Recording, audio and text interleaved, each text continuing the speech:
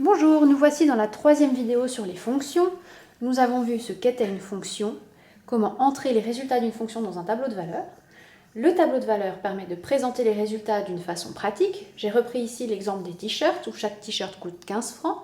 Si j'achète ici 0 t-shirt, je vais payer 0 francs. Pour un t-shirt, je paye 15, pour 2, je paye 30 et pour 5, je paye 75.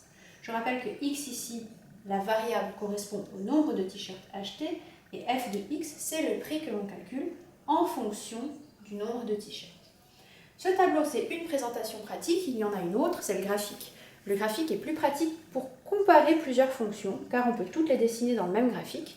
Et à ce moment-là, on pourrait savoir quelle fonction est plus avantageuse qu'une autre. C'est par exemple utile si vous voulez comparer des abonnements de téléphone portable ou des abonnements de cinéma, par exemple. Alors, comment est-ce qu'on fait un graphique à partir du tableau de valeurs?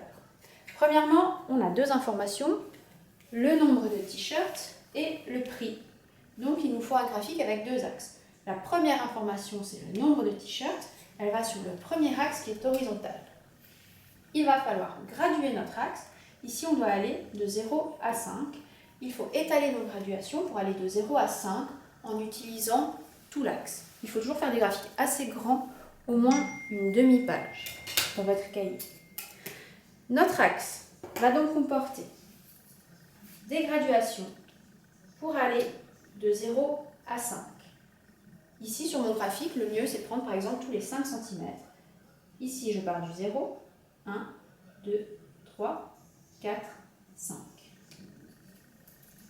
Je mets évidemment les nombres qui correspondent aux graduations.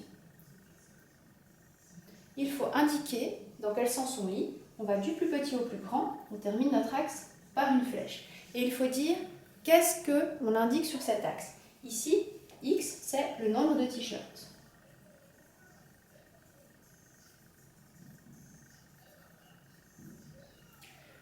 Sur mon deuxième axe, je vais avoir la deuxième information, c'est le prix. Ici, je vais choisir une graduation qui va être différente de mon premier axe. Sur mon premier axe, je devais aller jusqu'à 5. Ici, pour mes prix, je vais de 0 à 75. Donc, je ne vais pas pouvoir graduer 1, 2, 3, 4, 5. Ça va sortir de mon graphique. Cette fois-ci, il faut que le long de mon axe, je puisse aller à peu près jusqu'à 80. On va arrondir. Alors, il faut que de en bas jusqu'en haut, à peu près, j'arrive à 80. Je pourrais faire tenir toutes mes valeurs jusqu'à 75. Ça veut dire que au milieu, logiquement, je suis à 40, je repartage en deux, je serai ici à 20, je repartage en deux, je serai ici à 10. Et là, je pourrais graduer tous les 10 et je pourrais faire tenir toutes mes valeurs de 0 à 75. Donc là, au tableau, pour moi, c'est tous les 3 cm.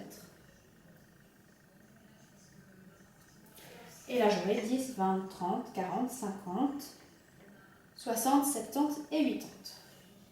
Évidemment, je termine mon axe par une flèche et je nomme mon axe ici. Je vais indiquer le prix en francs. Maintenant, je vais placer les points de mon tableau de valeurs dans mon graphique. Le point 0, 0, j'ai acheté 0 t-shirt, je paye 0 francs. Il va se trouver à l'origine du graphique. Mon second point, c'est x égale 1. Le prix, c'est 15. Donc, j'achète un t-shirt, je paye 15 francs. Donc, entre 10 et 15, je prends le milieu. Pour un t-shirt, je paye 15 francs. Ensuite, pour deux t-shirts,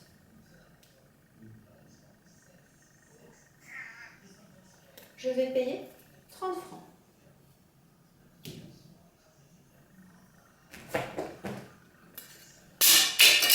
Mon point suivant se trouve ici, etc.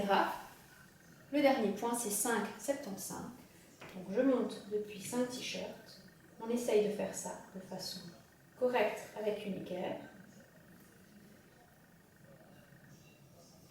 Et ici, le 75, on va le prendre au milieu.